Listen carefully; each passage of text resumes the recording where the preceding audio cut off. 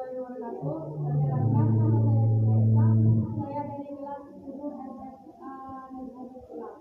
Di sini saya akan mempresentasikan pelajaran ekonomi yang diajari oleh ibunya tentang kebutuhan dan alat kebutuhan kebutuhan. Sebelum lanjut, kita harus tahu tentang ilmu ekonomi terlebih dahulu. Ilmu ekonomi adalah ilmu yang mempelajari usaha-usaha manusia dalam memenuhi kebutuhan yang tidak terbatas dengan sumber daya yang terbatas. Yang pertama, kebutuhan. Apa sih kebutuhan itu? Kebutuhan merupakan bagian yang tak terpisahkan dari kehidupan manusia. Sejak lahir kita sudah memiliki banyak sekali kebutuhan. Contohnya seorang siswa. Seorang siswa membutuhkan buku, seragam, sepatu, tas, dan lain sebagainya. Karena banyaknya kebutuhan, maka ilmu ekonomi mengkelompokkannya menjadi 4. Yang pertama yaitu berdasarkan tingkat intensitas. Berdasarkan tingkat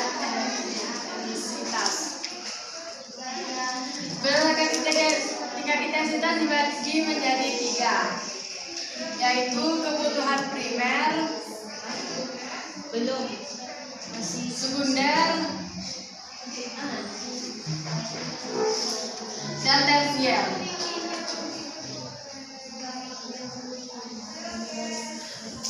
Kebutuhan primer adalah kebutuhan manusia yang harus dipenuhi untuk melangsungkan kehidupannya, seperti contoh makan, minum, tempat tinggal, pakaian. Itu adalah contoh kebutuhan primer. Dan yang kedua adalah kebutuhan sekunder. Kebutuhan sekunder atau kebutuhan pelengkap adalah kebutuhan yang dipenuhi setelah kebutuhan primer dipenuhi. Misalnya tas sekolah, sepatu, dan lain sebagainya. Kebutuhan tersier. Kebutuhan tersier adalah kebutuhan yang bersifat mewah. Pada umumnya, tujuan pemenuhan kebutuhan ini adalah untuk menaikkan status sosial, contohnya menggunakan mobil mewah, bukan lagi bertunjangan sebagai sarana transportasi, melainkan untuk menunjang status sosial seseorang.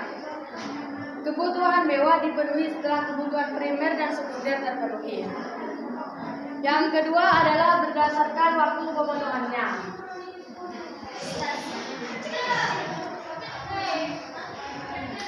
Berdasarkan waktu pemenuhannya dibedakan menjadi 2, yaitu sekarang dan akan datang.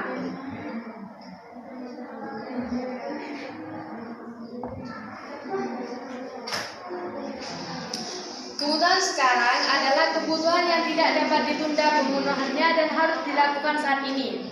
Contohnya, orang sakit harus segera berobat, atau orang lapar harus segera makan.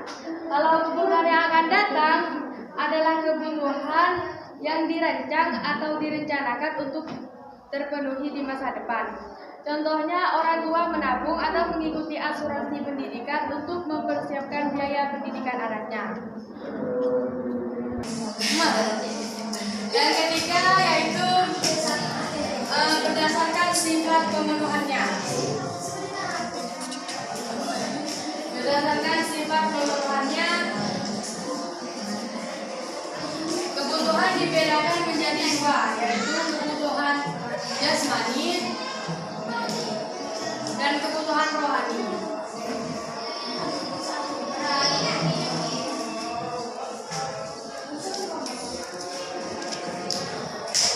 Kebutuhan jasmani adalah kebutuhan yang berhubungan dengan tubuh manusia, seperti contoh makan, minum, pakaian, dan obat-obatan. Itu adalah contoh kebutuhan jasmani. Kalau kebutuhan rohani adalah kebutuhan yang berhubungan dengan kejiwaan. Contohnya, agar dapat bekerja lebih baik, seorang karyawan perlu mendapatkan nasihat atau motivasi dan latihan yang berhubungan dengan pengembangan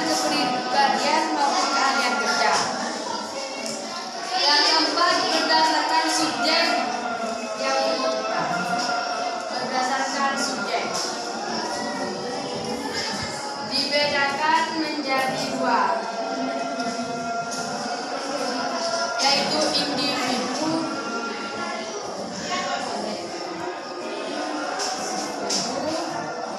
dan sosial.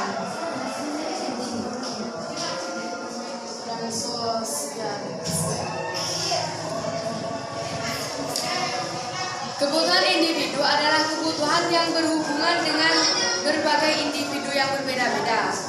Contohnya, seorang siswa membutuhkan buku untuk belajar, sedangkan seorang petani membutuhkan cangkul dan traktor dan benih.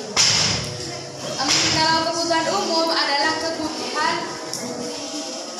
kebutuhan yang berhubungan dengan masyarakat atau juga kebutuhan sosial, contohnya jalan raya dan fasilitas umum lainnya. Yang kedua yaitu barang dan jasa sebagai alat pemenuhan kebutuhan. Barang adalah alat pemenuhan kebutuhan manusia yang mempunyai bentuk fisik. Sementara itu, jasa adalah alat pemenuhan kebutuhan yang tidak berbentuk tetapi bisa dirasakan manfaatnya. Jenis barang dibedakan menjadi 6, yaitu berdasarkan cara memperolehnya. Barang dapat dibedakan menjadi barang ekonomi dan barang non-ekonomi. Barang ekonomi adalah barang yang didapatkan dengan cara mengorbankan sesuatu untuk mendapatkannya. Contohnya sepatu. Apabila kita ingin mendapatkannya, maka kita harus mengorbankan uang kita.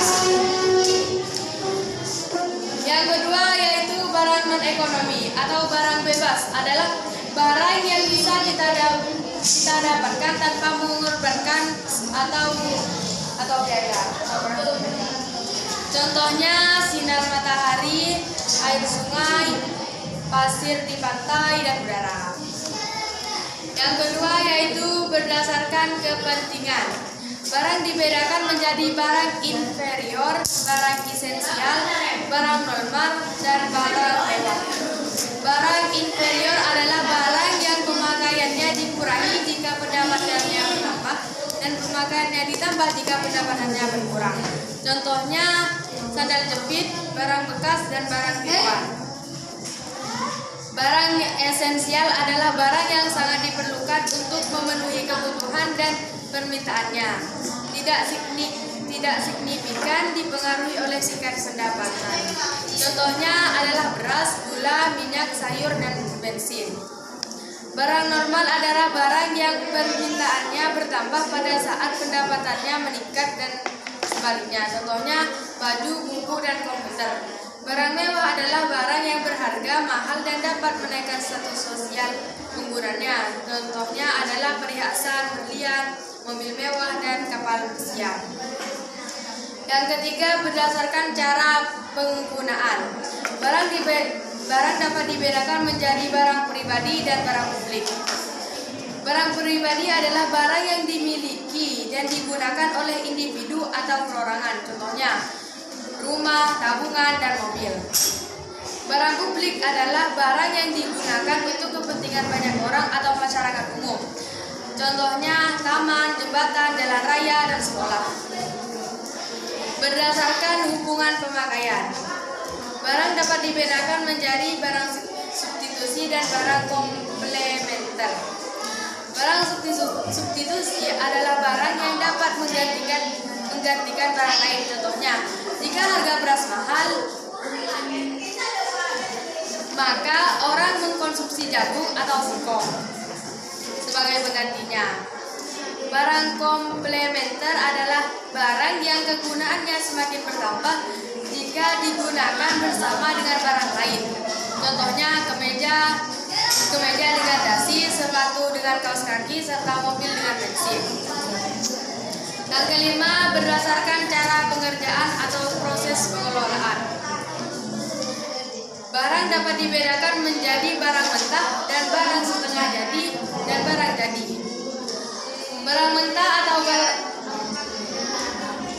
mentah adalah barang yang belum mengalami pengelolaan. Contohnya kelapa, kentang, dan kulit kayu. Barang setengah jadi adalah barang yang telah diproses pada tahap tertentu tetapi belum menjadi barang siap pakai. Contohnya benang kopra dan tepung beras. Barang jadi adalah barang yang telah diproses sehingga siap untuk digunakan. Contohnya adalah sepatu, tas, kemeja, dan komputer. Berdasarkan bentuk dan sifat, barang dapat dibedakan menjadi barang tetap dan barang bergerak. Barang tetap adalah barang yang bersifat tetap atau tahan lama. Contohnya gedung, mesin, pabrik, dan tanah. Barang bergerak adalah barang yang bersifat tidak tetap dan masa pakainya pendek. Contohnya adalah buah, sayur, beras, dan bahan bakar. B. Kegunaan status barang. Kegunaan status barang dibedakan menjadi 4, yaitu kegunaan bentuk adalah kegunaan yang muncul setelah suatu barang dirubah bentuknya. Contohnya adalah papan, paku, cat, dan pelitur. Yang kedua adalah kegunaan tempat. Kegunaan yang muncul setelah sesuatu barang dipindah ke tempat lain. Contohnya adalah pasir di pantai atau batu kapur digunakan akan memiliki nilai ekonomis setelah diangkut ke lokasi pembangunan gedung di kota. Yang ketiga, kegunaan waktu adalah kegunaan barang ketika digunakan tepat waktu. Contohnya tabungan pendidikan yang telah disiapkan sejak jauh hari menjadi bangunan ketika tiba saat membayar visa mendaftar sekolah. Yang keempat, kegunaan milik adalah kegunaan barang yang muncul ketika barang tersebut telah dimiliki. Contohnya komputer yang ada di toko akan berguna setelah pembeli membayar dan memiliki barang tersebut sehingga dapat digunakan. Cukup sekian presentasi dari saya, kurang lebihnya mohon maaf. Wassalamualaikum warahmatullahi wabarakatuh.